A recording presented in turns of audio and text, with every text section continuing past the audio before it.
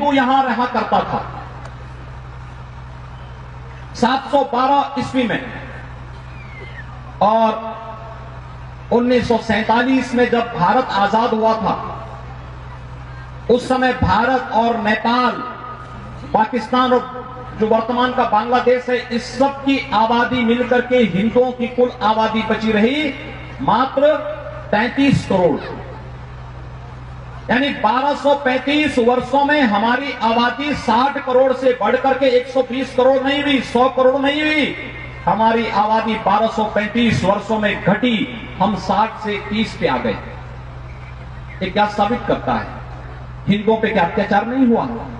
क्या हिंदुओं को रौंदा नहीं गया? क्या हिंदुओं के मंदिर तोड़े नहीं गए? क्या हिंदू परंपराओं को लांछित और अपमानित नहीं किया गया? और उस सब के बावजूद कभी भी हिंदुओं ने किसी का हित नहीं किया।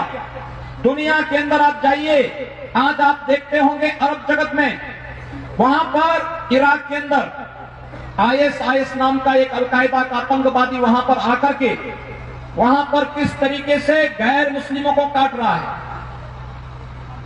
गले यानी चाकू से गले को रौंदा जा रहा है, देता जा रहा है। टेलीविजन के दृश्य को आप देखते होंगे, रोकटे खड़ा करने वाला दृश्य होता है। पशुओं की तरह मनुष्यों को काटा जा रहा है, और केवल मनुष्यों को ही नहीं, गैर मुसलमानों को ही नहीं, आतंकवादी सुन्नी हैं तो शियाओं को भी काट रहे हैं।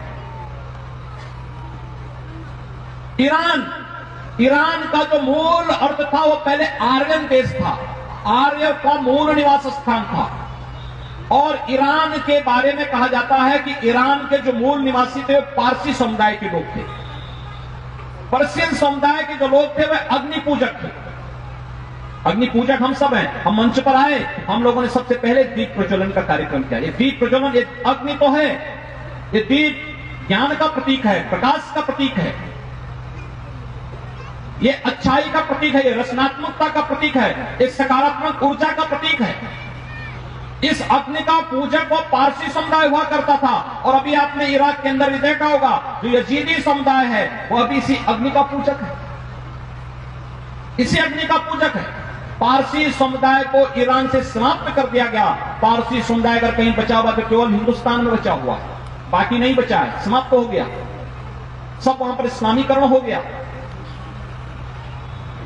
अफगानिस्तान, आपने महाभारत को आपने देखा होगा, महाभारत का दृश्य, महाभारत ग्रंथ आपने पढ़ा होगा, सुना होगा, या उससे पहले रामायण काल में आप जाइए, महाराजा दशरथ की रानी कैकेयी वह तो उसी अफगानिस्तान से थी जो आज अफगानिस्तान अलकायदा की चपेट में है।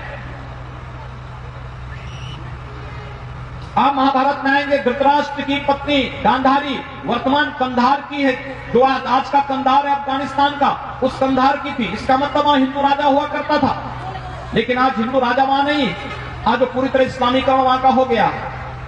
हम गलती न करें। अतीत में जो गलती ईरान के साथ हुई, जो गलती अफगानिस्तान के साथ हुई, जो गलती पाकिस्तान और बांग्लादेश के साथ हुई, उस प्रकार की गलती करने की भूल हिंदू समुदाय, पूरी दुनिया के अंदर रहने वाला हिंदू समुदाय कतई न करें। इसलिए सबसे पहले अपनी परंपरा पर गर्व की अनुभूति करना हम सीखें कि हम अपनी ऋषि परंपरा का उत्तराधिकारी हैं।